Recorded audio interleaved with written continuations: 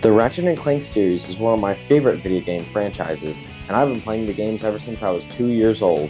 Seriously, I played Ratchet & Clank Future Tools of Destruction when I was 2. But I'm definitely getting ahead of myself, so, what's up guys, it's me, Hedgehog, and this is my review of Ratchet & Clank. Ratchet & Clank is an action platformer shooter game that came out in 2002 for the PlayStation 2, created by Insomniac Games, who were, at the time, known for making the Spyro games for the PS1. Now, I can't speak very much about the development and promotion of the game, as I was not alive in 2002, so I'm just gonna move on and talk about the 2012 remaster. In 2012, they released a remaster of the first 3 Ratchet & Clank games for the PS3. And I would know, as I remember getting a copy for Christmas when I was little, and this is how I'm going to be playing the game. Now, normally I wouldn't really make a big deal about this, but the reason it's a problem is because it's actually worse than the original. There are quite a few technical problems with it, including the morphowave progress meters, oxygen meters, and side cannon ammo meters don't get fully dragged off screen, and some character models look wrong. The best examples are Big Al and Captain Quark. This is not how they're supposed to look. Those are just some of the problems with a crappy port. I would totally play on PS2, but I don't have a copy, and I'm not buying one for... Actually, that's not bad at all. But I'm not gonna buy a game that I already own again. I'm not crazy. I totally haven't done that before. Well, enough stalling. Let's get into it. The main menu depicts Ratchet working on a ship, and that is where our story begins. When he's done, he checks to see if he needs anything else, and the Gadgetron help desk bot says that he needs to attach a robotic ignition system, which he does not have. It then cuts to a factory on a nearby planet, and shows a bunch of big sentry bots are being created. However, a glitch occurs, and instead, a small empathetic robot is made. He then sees an infobot and is horrified by something on it, and then a sentry bot finds him, so he steals the infobot and escapes.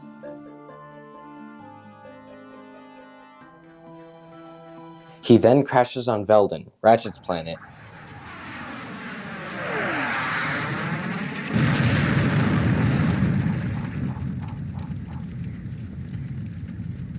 And Ratchet goes to investigate, which leads into the tutorial of the game, where you are equipped with just a bomb glove and an Omniwrench 8000. The controls are what you would expect. You can also press X twice to double jump. Circle is fire, which is slightly annoying, as in order to turn the camera while shooting, you have to put your hand at a really weird angle to make it work. And there is no strafe button until the end of the second third of the game, and even then, it's not even that good, as you need to stand still to activate it and you can't jump, so fighting is even harder. When you hold triangle, it brings up the quick select ring, where you can select all your weapons and gadgets. However, it is very difficult to use in battle, as for some reason, in this game, using the quick select ring is in real time, and does not pause the world around you, like in every game after this. I get that it's the first game, but it's so annoying, as you either have to pause the game and select your gun, or you have to risk dying. Luckily, you can get used to this stuff pretty quickly. Anyways, after you learn the basics of the game with some simple platforming and easy enemies, you reach the little robot. Ratchet takes him back to his workshop, and the robot asks if Ratchet can help him find Captain Quark, a washed-up superhero, to help save the solar system. Do you know where I might find that fellow? Well, he's on the radio every week. Other than that, no. Hey, what's with all this save the solar system stuff anyway? He shows Ratchet the video he found, and it is our introduction to the main villain of the game, Chairman Drek. Drek explains that his planet has become so polluted, overpopulated, and poisonous that we are no longer able to dwell here. And he is going to build a new planet with portions of other planets, obviously destroying them in the process.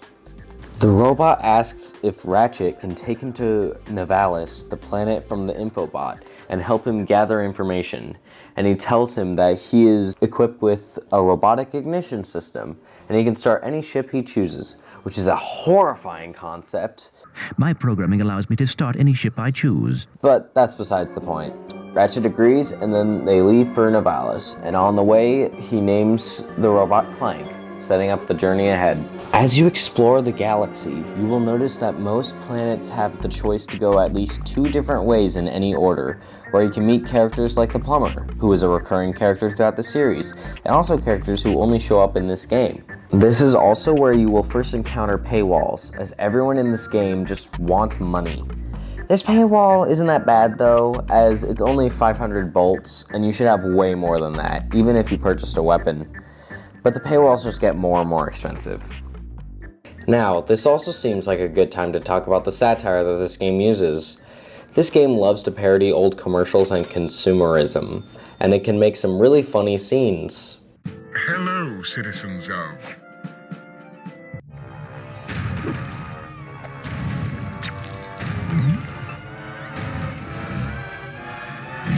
Has this ever happened to you? Hi, I'm Captain Quark, and believe me, there's nothing worse than staring down a Blargian snagglebeast from the inside and knowing your equipment isn't functioning properly.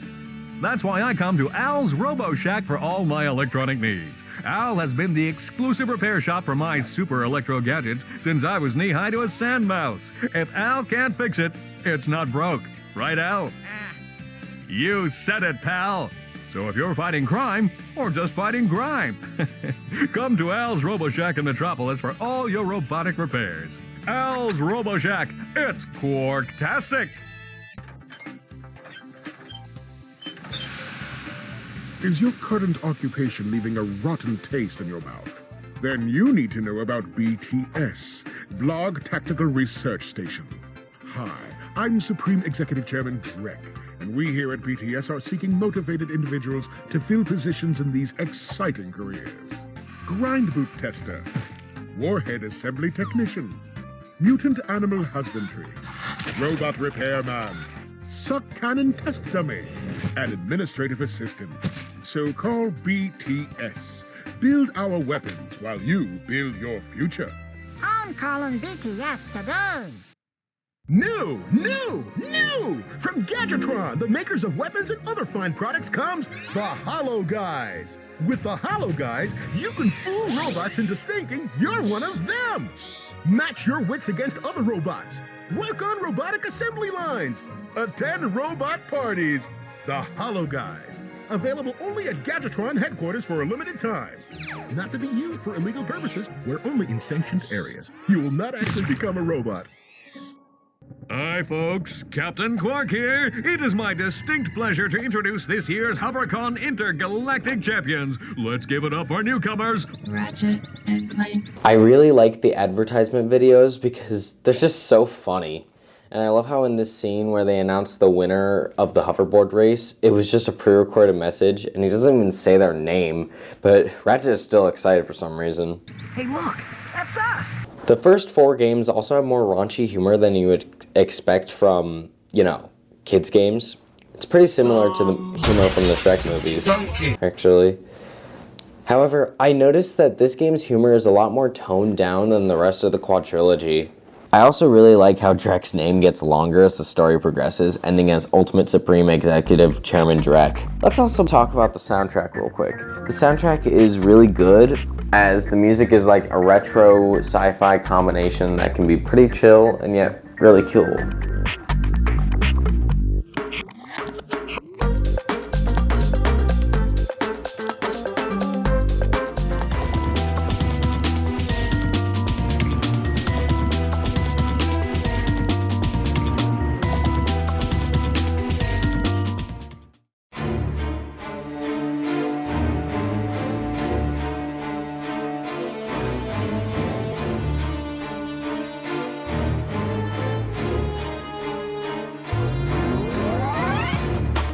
That's the best I can describe it. I did say real quick, didn't I? Speaking of audio stuff, the voice acting is probably the weakest in the series, but it's still pretty good. With Mikey Kelly as Ratchet, David Kay as Clank, Jim Ward as Quark, Kevin Michael Richardson as Drek, and Neil Flynn as the Plumber and Skid McMarks.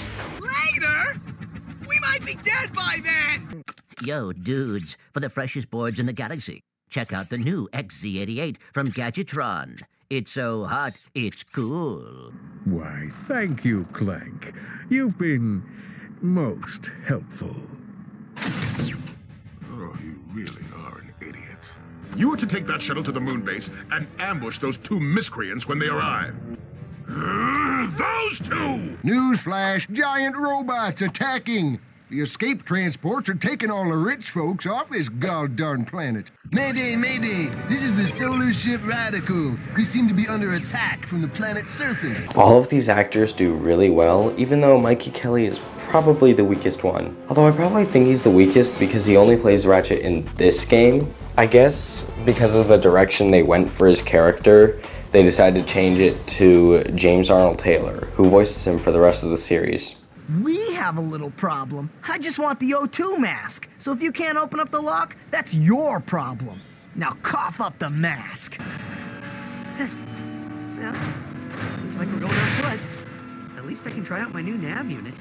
Hi. This is Ratchet for, Gadgetron hoverboards. And if you, Your name's Percival?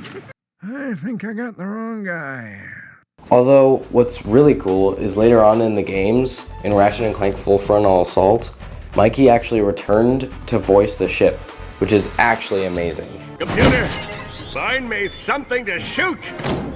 Sorry, dude, we got none on the radar. Have an awesome day, though. After a while, when you win the hoverboard race on Planet Rilgar, you finally get to meet Captain Quark, and he tells you that he needs you to meet him at Planet Umbris to discuss stopping Drek. And you have to make your way through a giant battleground. But it actually was a trap, as he actually works for Drek. Why? Because he is the official spokesperson for Drek's planet, and Drek told him to dispose of them. Captain Quark is doing all of this because he's a selfish jerk who, like everyone else in this game, only cares about his own monetary gain. Captain Quark is really sold out. This is when the story takes a 90-degree turn, as the tone changes completely. You see, before this happened, Ratchet was a pretty chill dude who was nice to Clank, cracking jokes, and overall, he was a good protagonist. But after this, Ratchet just wants revenge on Quark, and he becomes a real jerk to Clank for the majority of the game, because he's so mad that Clank let Quark trick them. So for the rest of the game, he's constantly yelling at Clank and trying to make fun of him as much as possible. Get off of me, you idiot! I wonder what that infobot is for. Maybe it can replace you. Just shut up and start the ship. He needs our help. Yeah? Why don't you go help him? Into another trap? Well, go on. Go fight some evil. At least I'm not a coward. Whatever. As soon as I find Quark, I'm selling you for scrap. Yeah? Well, if you're so smart, how come you fell for Quark's stupid trick? Perhaps the extra oxygen will help your brain to function properly. Yeah, and maybe the salt water will rust your mouth shut. You are friendly, aren't you? To you, yes. To him, no. Aren't you just a little angel? Actually, I'm a little robot. You're funny, too. Yeah, but looks aren't everything. You be nice. I get what they were trying to do, as they were trying to give them a character arc where they have to settle the differences in the end. And they do, but they overdid it way too much. He goes from perfectly normal to just hating on Clank's motors as much as possible. I think it's fine, and I would rather have a character arc than literally nothing, 2016 Game & Movie looking at you, but they should have just toned it down a little. Now, a lot of this game has been about socioeconomic disparity. What? Money. What?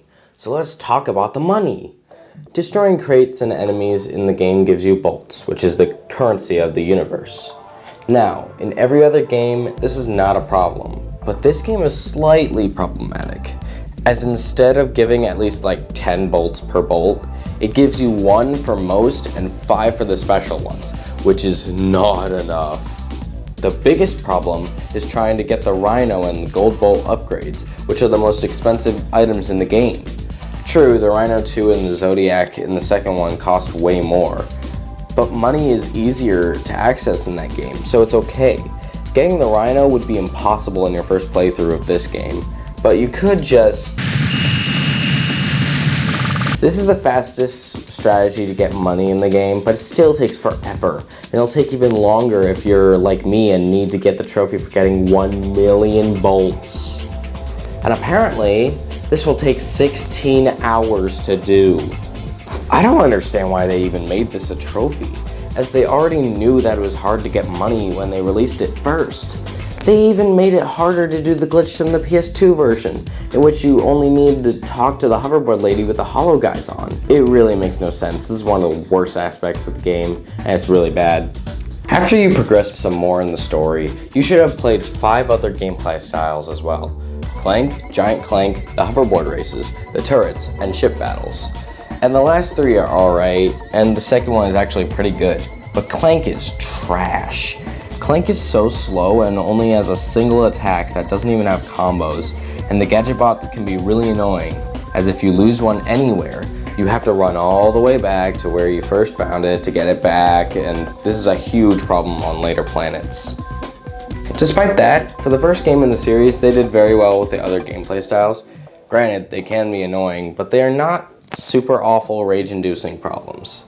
I don't like how on the hoverboard Ratchet gets instantly KO'd just from barely bumping into something. Now sometimes you can barely control your jumps. Turret battles can be annoying as you can die really easily and you can't see everything coming at you. Ship battles are fine. It's annoying that there's no U-turn or barrel rolls, but it's still playable.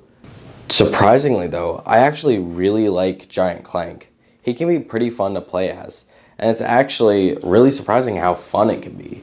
He can punch enemies, shoot them with rockets, and even has a super move that absolutely decimates enemies. The one main issue is with how slow Giant Clank is, similar to a problem with regular Clank.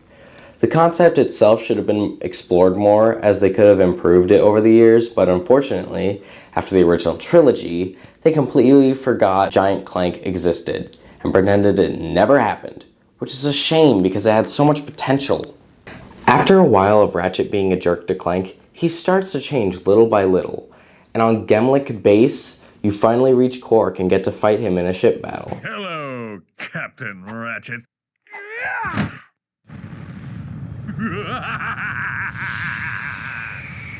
Come and get me, hero. Perhaps we could obtain a ship in there. Great idea. Let's go. After the fight, and after they see an infobot about the attack on planet Ultanis, Ratchet and Clank make up. Yes! Quark is history. Despite my earlier criticism, I must admit, your piloting skills are improving. I knew you'd come around. But that has not helped us locate Drek. Come on, Clank. Can't you just once relax and enjoy a little success? Hey, you want to catch Drek? Betcha this baby can do it.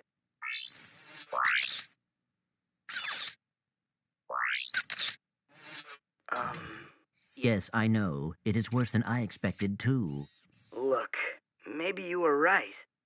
This is a lot bigger than you or me. I was really selfish focusing on Quark. It is not too late to stop Drek. Hey, yeah! We've got this new ship. Let's go get him! Now you are talking. This is when Ratchet finally stops being a jerk, and after seeing Ratchet be a jerk for a third of the game, it's nice to see. It's rewarding to see him change for the better. Then you get to Ultanis, which is the hardest planet when it comes to platforming, as you leave Clank behind so he doesn't get struck by lightning. Clank? Clank? Come on, wake up! Captain Quark? No, goofball. It's me, Ratchet. What happened? You got toasted by lightning. This place is having one heck of a storm. You won't be safe out there. I'll be right back. Anyways, while exploring, you can actually find Captain Quark, or should I say, Steve, selling fake Gadgetron products. Captain Quark! Where? Come on, Quark. I know it's you. The name's Steve. Pleased to meet you. Look, Steve, I need to know where Drek is before it's too late. Did you say too late? Sir, it is never too late to acquire the latest in the long line of quality products from Gadgetron. I have for you, today only, the Gadgetron PDA. Public display of affection? No, personal delivery assistant. This device allows you to purchase ammunition wherever and whenever you want it. Yeah? How do I know it works? You can always trust Gadgetron quality, or my name's not Steve. Thank you, and have a quark-tastic day. What'd you say? Nothing. I really like how Ratchet just leaves him alone, as at this point, Quark has been defeated and humiliated. He's not a threat anymore. This item is also actually a really useful item on the final planets, as they're basically war zones. Granted, I completely forgot to use it, but still. Before I discuss the finale, let's talk about the weapons, as they are key to playing this game. This game has 15 unlockable weapons in the game, and what's cool is none of them become useless as the story continues. Every weapon is just as powerful at the beginning of the game to the end. The best example is the bomb glove. It's the first weapon you get in the game. And while it's not my favorite, it's good to use in situations where you're above an enemy, or just when you're in a pinch and you're out of ammo for your other weapons. Basically, you throw a bomb and it blows up when it hits the ground or an enemy. The blaster is one of my personal favorites, as it's a simple but super effective SMG-like weapon. It can shoot from pretty far away, and it's really quick. It also has a lot of ammo, so you can use it quite a bit. The Pyrocitor is a good choice for a short-range weapon. It shoots out flames to burn your enemies. I usually only use it in a pinch, but it is useful in tight situations. The Suck Cannon is a free weapon you get on Eudora, and the name is pretty self-explanatory, as you use it to suck up small enemies and shoot them back at other enemies as a rocket projectile. The Glove of Doom is a weapon I very occasionally use. You throw it and it summons 4 little robots that tear things apart, and they are very powerful, as they shred through almost everything. But I only use them when there aren't many small, easy enemies around, as it just seems like a waste when you do that. The Taunter is almost completely useless, as it does no damage. It just taunts enemies. The only thing that it's useful for is the infinite money glitch, and that's all I use it for. The Decoy Glove is good for getting attention off of you in a fight, as enemies will target it instead of you, the opposite of the Taunter. And it's okay, but I usually just use it for the money glitch, like the Taunter. It does have one place that you're supposed to use it for, but I forgot to use it. The Mind Glove is my least used weapon, as I forgot about it most of the time. There are similar weapons later on in the series, but it doesn't have enough range to attack enemies, just like the Glove of Doom. The Devastator is a rocket that automatically locks onto enemies and homes in on them, and it is super powerful. It is one of the most powerful weapons in the entire game, and it is really fun to use. However, it is kind of weird getting it to lock on, but it still works. It is absolutely broken in the final boss though. The Walloper is a good replacement for your wrench, as it deals more damage than it, and it is really quick. It can be really fun to use this and just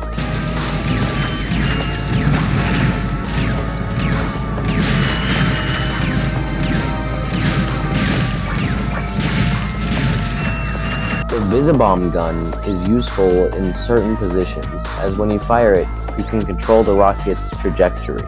So you need to hide behind cover to use it, and this can be really useful on certain planets, and it's really powerful. The Drone Device is a shield that is super overpowered because it removes all damage, which is amazing since you only have 4 health for most of the game, but you can also upgrade to 5 and 8 health. However, I can't believe I'm saying this, but I had 1 health during the final boss, and I beat him without using it. The Tesla Claw fires a bolt of lightning at an enemy, and it can shock others around it, and it is one of the best and strongest weapons in the game, and for some reason, I usually ignore it. No idea why, but I just don't use it. The Morpho Ray is a decent weapon, especially since it's free, but the problem is how long it can take to turn them into chickens. It's only good for small enemies. Then there's the Rhino. What's a rhino? Rip ya a new one. What did you just say to me? R-Y-N-O. Rip ya a new one. Why, that's the most powerful missile launcher in the galaxy. I know it's worth a lot of bolts. He must have stolen it from the Blarg. Stolen? Look, trash can. Did I say anything about it being hot? You better watch your mouth or I'll... Wait, don't tell me. Rip you a new one. This weapon costs a whopping 150,000 bolts. It's absurdly expensive, but it is worth it in every way. It tears through literally everything, even bosses. It is the best weapon in the game and one of my favorite rhinos in the whole series. Now, this is it, the finale. After you get the Hollow Guys, you go back to Core 2 and you find out that the computer that created Clank was sentient, and it made Clank on purpose because it knew how evil Drek's plan was. It makes a new infobot, Look, a sister.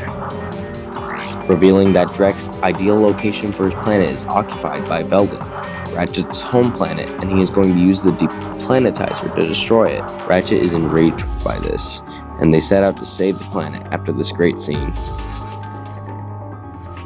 Ratchet, are you all right? He is going to pay. Excuse me? It shouldn't have taken me this long to see it. Drek is going to find out what happens when you mess with my home. What are you smiling? This is the Ratchet I always knew was there. Okay, if we're gonna do this, we need to get on the Drek's ship. And then we can find out where he set up that laser. I will try to make you proud, Mom.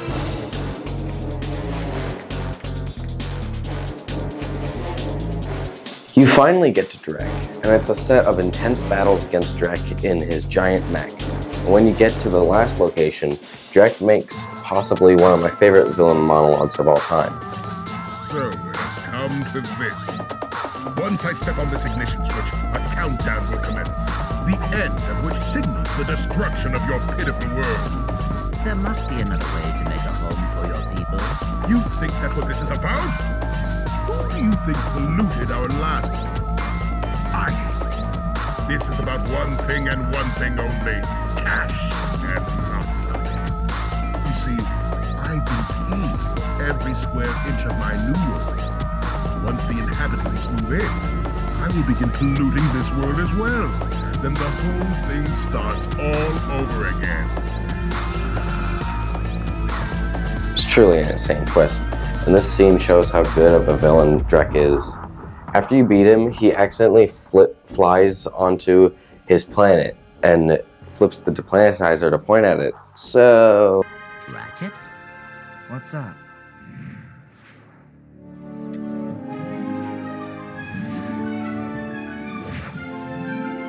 You know, this time I am thinking what you're thinking.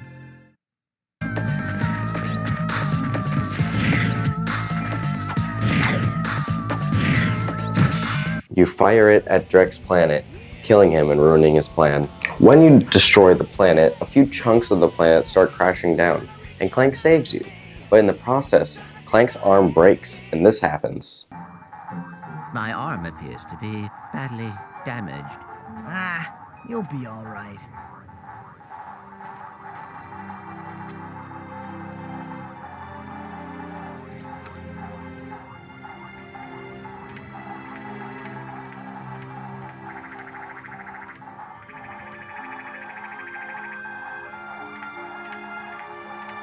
Hey, tin can!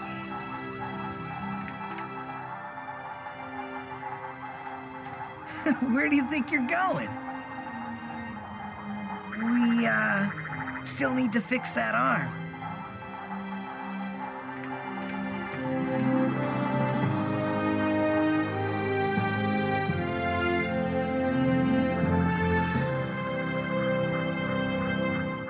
I love this cutscene as it's so heartwarming and it's fantastic. It's a really nice ending. When I played this game for this review, I liked it a lot better than I did before. I liked it before, but it was one of my least favorite games in the series. Now I have a much better view of it, and I like it much better than I did before. I would give this game like a B on a regular game scale and a C on the Ratchet & Clank game scale. But don't worry, it's a good C, as none of the games in the series that I played are bad. The ones I like the least would be in D tier or lower. Thank you guys so much for watching this video. If you made it this far, you are amazing. I had fun playing this game and making this review, and I hope you guys enjoyed it too. I really want to make a video on the second game, as I actually have a copy for PS2, but that may take a while as this one took forever to make, and I want to make reviews for other games first, like Sonic the Hedgehog or Batman Arkham. But with that in mind, I will see you some other time. Have a fantastic day.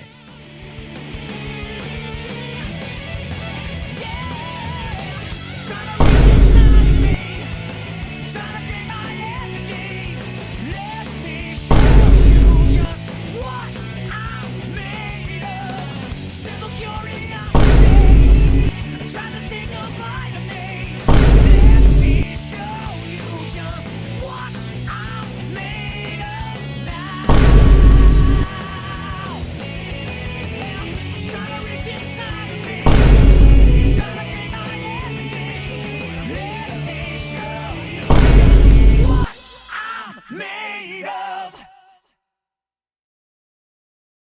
Now this guy's gonna blow up an entire planet? That's just mean. Entire planet? That's just mean. That's what I've been telling you. That's just mean.